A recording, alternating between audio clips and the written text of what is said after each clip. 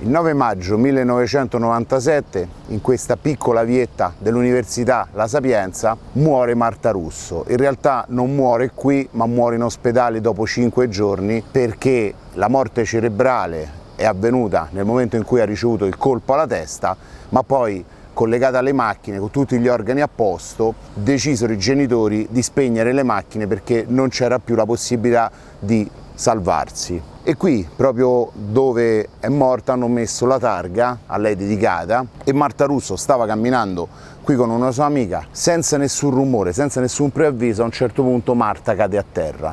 Yolanda, che gli stava accanto, pensa subito a un malore. Infatti, cosa succede? Che una volta accasciata qui, chiamano i soccorsi. Loro stavano camminando per andare in facoltà e quello che successe fu uno sparo che nessuno udì però, perché c'è una particolarità in questo sparo. La palla che era arrivata era una palla da tiro, cioè non era una pallottola di quelle classiche che si usano per strada, ma era una pallottola di quelle non incamiciate che arrivano praticamente sul bersaglio e si frantumano in 1000 pezzi. Ed è stato anche quello il motivo per il quale Marta Russo non si è riuscita a salvare, perché la pallottola si è praticamente aperta in tantissimi pezzi e da lì toglierla dalla massa cerebrale è diventato impossibile. Inizialmente non si capì il motivo per il quale si era accasciata, pertanto vennero chiamati i soccorsi e pertanto vennero chiamati le persone in aiuto. Una volta portata in ospedale capirono che c'era invece una serie di schegge di pallottola conficcate nella testa e da lì iniziarono a chiudere tutta l'area. Quest'area fu chiusa praticamente per un mese perché non si capiva la motivazione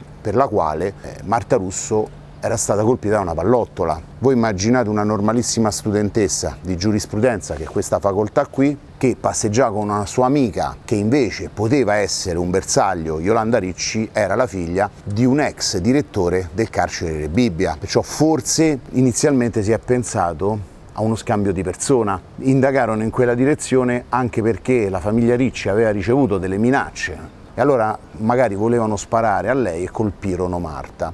In realtà poi questa tesi fu scartata perché non ritenuta attendibile. Qui fu tutto chiuso, si riprese la posizione di dove era caduta Marta Russo, ovviamente con un'approssimazione enorme, perché tu non sapevi il punto esatto dove era caduta, la testa eccetera, per capire da dove fosse partito il colpo, perché poteva essere partito sia da un piano terra che dalle finestre qui sopra.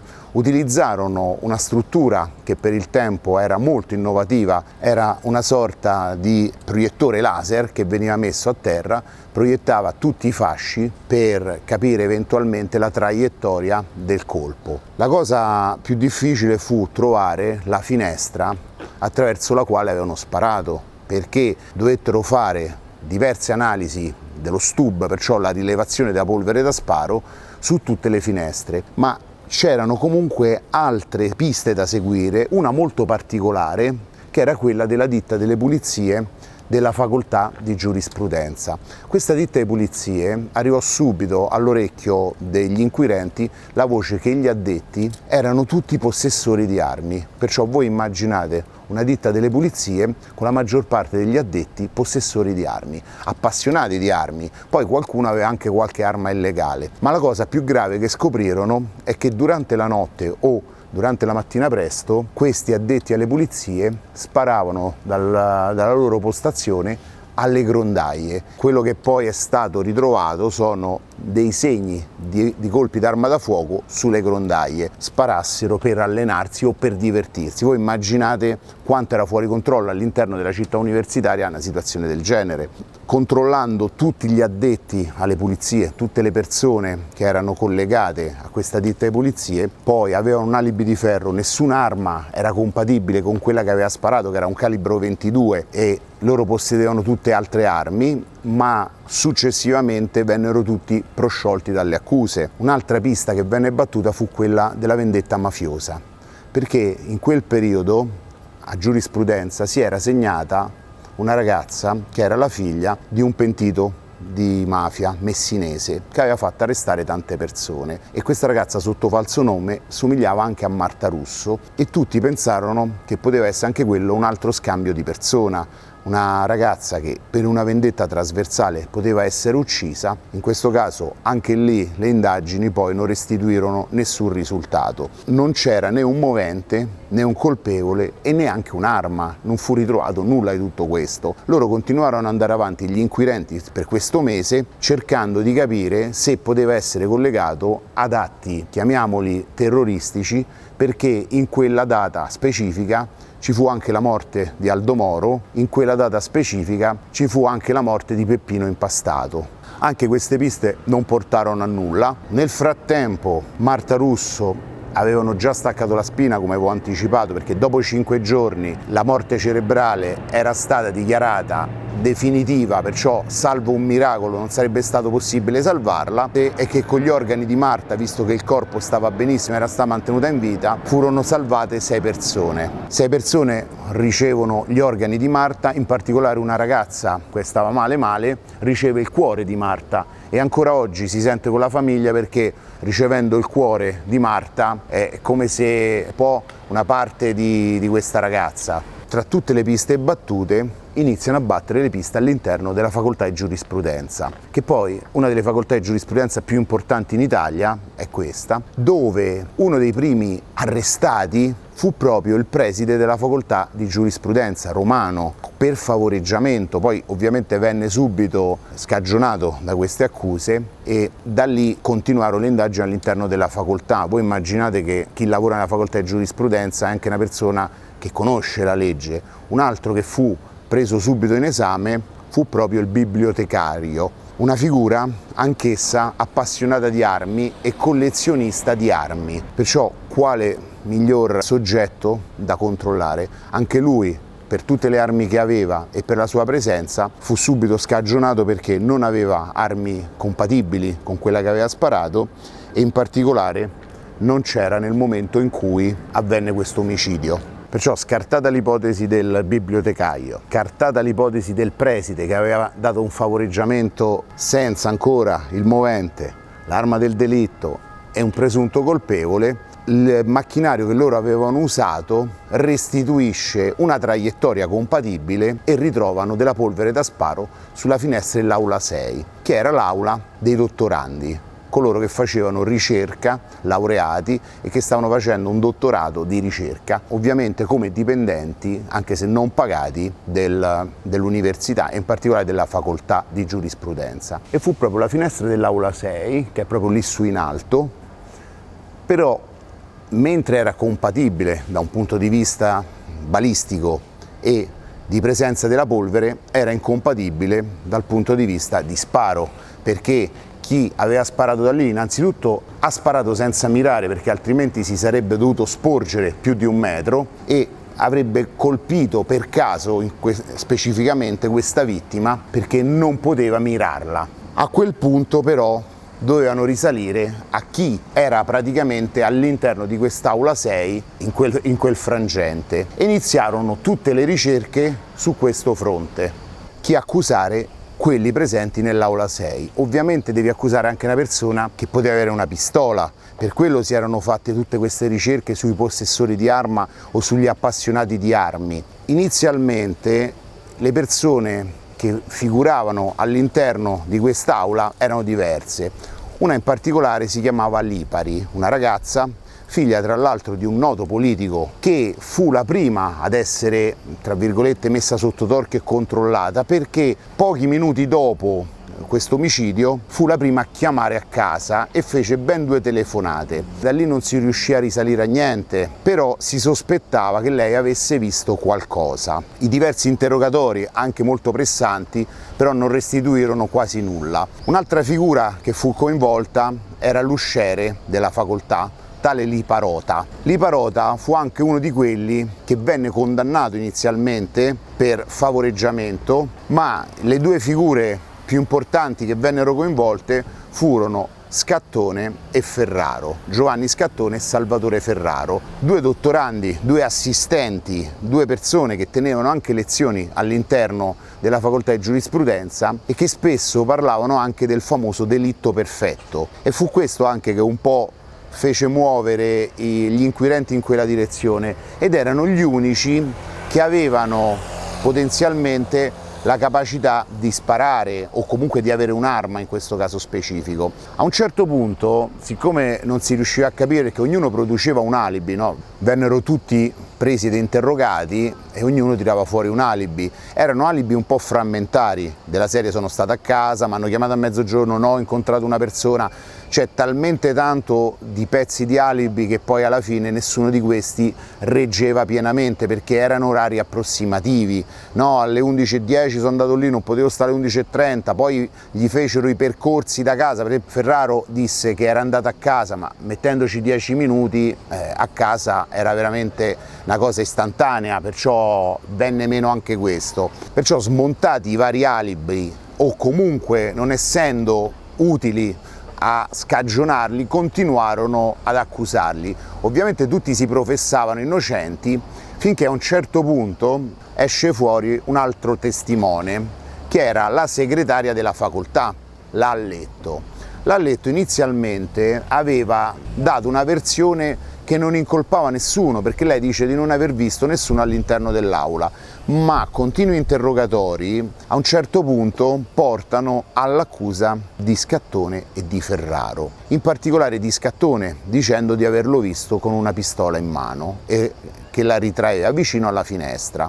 Ferraro invece viene accusato di aver portato via quest'arma che non si trovava. Il problema è che dopo un po' di tempo che questa accusa viene portata avanti e i due imputati si professano innocenti, esce fuori una registrazione, ed è la registrazione di un interrogatorio del Lalletto, la quale sembra dire sotto pressione che lei non aveva visto niente, ma gli continuano a dire: guarda, dillo, è meglio, altrimenti passi un guaio te. E a questo interrogatorio partecipa anche il cognato, un funzionario di polizia che in teoria non poteva stare a questo interrogatorio perché non aveva nessuna funzione in merito, come confidente, il quale sempre nella registrazione gli diceva: oh, mi raccomando, di qualcosa, se no ci passi un guaio te, di la verità, come se questa verità fosse di che hai visto queste due persone. Lei continua a dire: ma se io non li ho visti, che devo fare? Continuando e aumentando anche il carico nei confronti del Lalletto, compreso il ti togliamo i figli, te li facciamo portare via.